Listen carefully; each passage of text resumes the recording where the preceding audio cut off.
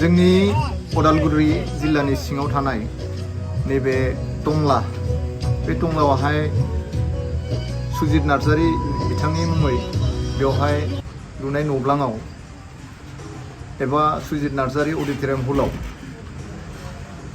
RD मसन picture प्रडाक्शननि गेजेरजों दिहुनजानाय एबा मानगोनां पंकज लाहारी बिथांनि डाइरेक्शन होनाय जांख्रिथायनि थैसाम 2 बे सावथुनखौ दिन्थिनायनि लाहार फाहार खालामदों। दिनैनिफ्राय फैगौ 26 नभेम्बरनि बे सावथुनखौ दिन्थिगोन आरो सानसेयाव खेबनै दिन्थिनायनि बेवहाय हाबाफारि लादों। बे टंला ओनसोलनि जोंनि रायजो राजा बिथांमोना जोबोद मोजाङै नायनो थाखाय सुबिदा दङ आरो बेवहाय सिनेमा हल बायदि जोबोद मोजां जादों।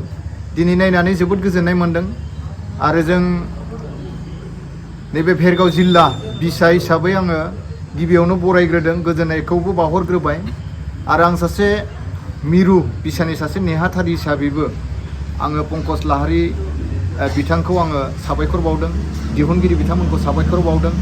जोंनि बर'फोरनि जि बै समनिफ्राय दुखु दाहाखौ लानानै जिबायदि सोमावसारनाय, सोरबाया खोलोमजों दावहा नांदों, सोरबाया हाथियार लानानै दावहा नांनाय, बेफोर गासैखौबो बोनथुमनानै बे सावथुनखौ बानायदों।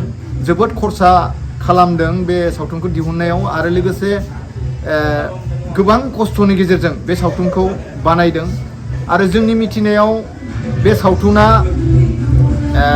रियेलिटि गोबां दङ। बेवहाय माखासे बै आफादफोराव थानाय मानाव गेदेर बिर जोहोलावजोफोरनिफ्राय साजेसन लानानै बे सावथुनखौ बानायनाय जादों होननानै जों मिथियो। बेनिखायनो नैबे सावथुनखौ जायफ्रा नायाखै, नैबे टंलानि बा टंला सारियालिनि एसे साहा फैयोब्लानो सुजित नार्जारी अडिट'रियाम हल बेवहाय दङ, बेवहाय नायनो हागोन। मोननै शट दिन्थिगोन बेवहाय, बयबो फैनानै नायफैदों आरो जिहेथु दानि माखासे मानसिफ्रा मिथियाबो जानो हागौ जोंनि बर'फ्रा बै समनिफ्राय माब्रै नारा नाथा सुथुरजों दावहा नांबोनांदों, बे सावथुनाव जोबोदैनो बेरखांहोदों।